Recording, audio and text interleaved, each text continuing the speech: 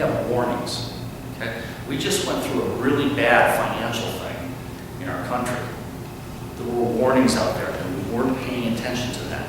There was a lot of people, not a lot of people, there was a few people that made a lot of money on the stock market crash. They saw it coming.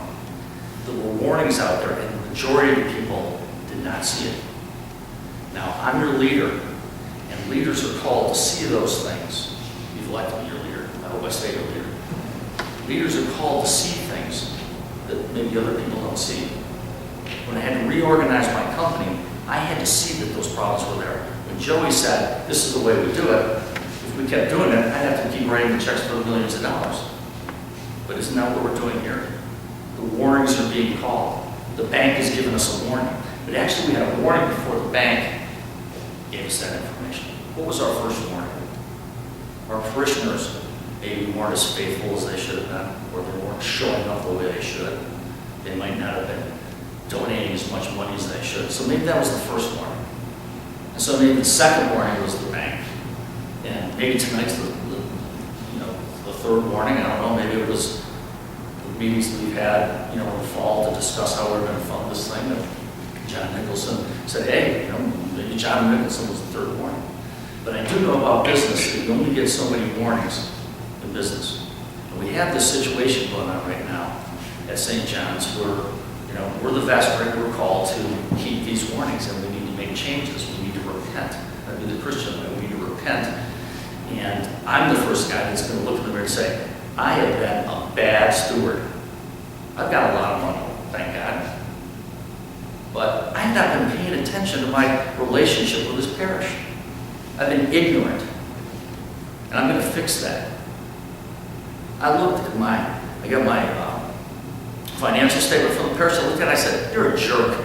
That's what I said about myself. I'm a jerk. I've neglected this place. Father Kelly would call me up for, 3-4 years to say, Bruce, I need to get a Vestry. I said, no, Father Kelly, I'm working with the kids. I'm too busy, around my companies. He said, I really need you. We could use you. No, I'm too busy. I was wrong. I was wrong to do that. It makes me mad. I'm mad at myself. I like beating myself up. It's kind of hobby.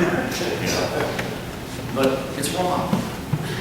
And so the first thing that I'm going to ask everybody to do is have some introspection about their whole relationship. First at the first level. First at that first level. Father Kelly, I'm going to ask to lead us down in that first level. And I came to him. I said, I will serve on the Vestry if we agree on two things. You will make me a better Christian. You will help me go down that path that I've lost. The second thing was, Father Kelly, you got to listen to me about business. That's going to be our trade-off. We agree on that, didn't we, Father Kelly? Yes, sir. I want to get up everybody here. We got some note cards here I just want to look at. There's a few other things I'd like to say.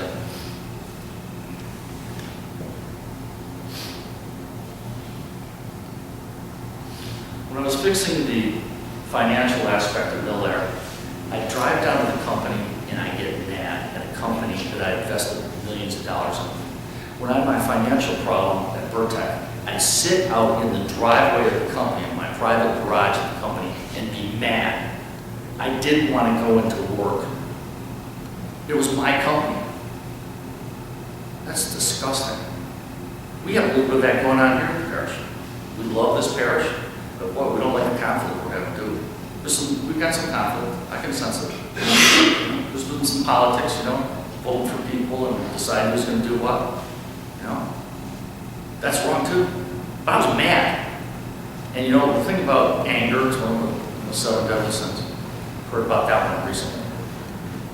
Is that it eats away at you and it destroys you. But it's also telling you there's an opportunity there. There's a real opportunity. Because what's making you mad is probably because you love something, and it's making you mad and it's frustrating. So you've got to figure out what's causing that and fixing it. We've got to fix the cause of what's going on in St. John's, whatever it is. If we're not in harmony with each other, if we can't live by that standard, that's what we're called to do, is live by that standard and get along together and figure out this problem together. We have to solve the puzzle together.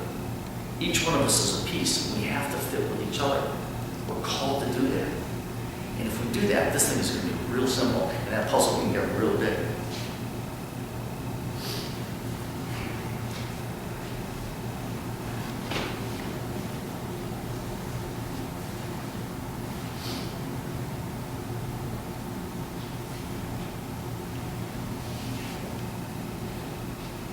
In a lot of ways, we're acting like the city of Detroit and city council. Maybe that's a little bit rude, a little overstated, but we got a little bit of the same problem. Now, we're not going to go broke tomorrow.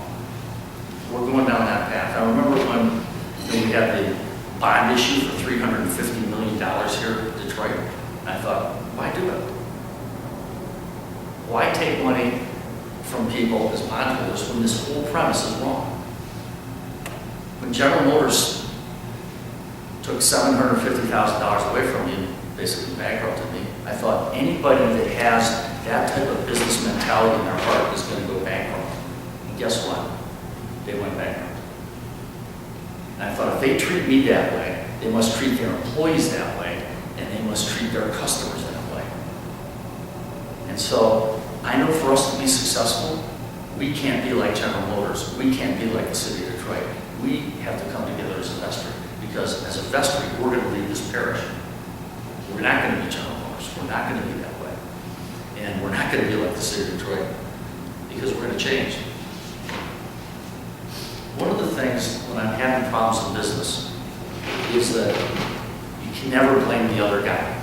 You can't blame Joey. You've got to go look in the mirror. And I'm going to go home tonight and I'm going to look in the mirror and I'm going to pray. Because every problem I have in my life has been self-inflicted. Every one. Very rarely does the bus jump off the street and run a guy over. It does happen every once in a while. Every once in a while the plane crashes, no doubt about it. There's no doubt about it. Those are really sad times. But most of the time in my life, every problem I have is self-inflicted. You know what? I chose all those employees. I wrote the checks and I got them. Okay? So what I ask you to do tonight is everyone go home, look in the mirror and say, you know what? I'm the problem. But also say, I'm the solution to this thing. That's the way I've always repaired myself. That's why I'm back here, is because I want to repair myself. And, this is a great way to do it. Everything that's good that's happening in my life has started right at this parish. The biggest successes just happened on Sunday. We had the trap shooting competition at Bayview Yacht Club. And I prayed at the dining room table at Bayview Yacht Club. I can tell you, it was kind of interesting for the other guys, looking around. And I had my buddy who's a Christian from Birmingham Gun Club with me, and my son and my wife, and we're praying for breaking birds and safety. And it all was good. My wife beat my son in the first round. It was something. It was good, so we could, have lunch and dinner the rest of his life. The other thing that I want to talk about is experience. As vestrymen, we're called to make good decisions. And when we make a decision, I really want you to think about your qualification to make that decision. Okay? A lot of people get a vote. As an American, we all get votes. And we can vote for who we want to. As a vestryman, we're going to make decisions about finances, what we're doing, our services and all that stuff. And we need to be very, very thoughtful about those decisions. Not emotional, thoughtful. And if somebody is with us and they're very experienced in these things, we need to listen to them closely. If you think about that triangle, they're going to be experts in our parish. I can see them right here, are really good at the bottom. We have evangelists here. Some are in here, but I know there's a bunch of evangelists that aren't here. They are really good at that bottom. We need to excite those evangelists on that bottom part of the triangle. You know what? John and I will work on the stewardship side. We're going to be experts on that. We also have people that are really good at running organizations. We're going to rely on them or on that side. So when those people that are experts on those edges of the triangle, please listen to them. I'm going to be very intent when someone on one edge of their triangle that knows a lot about something is talking. Because it's not about politics in this vestry. It's about doing the right thing. Why God calls us to be here to make these good decisions. We need to give him his best. We need to bring that best. It needs to be game on at St. John's.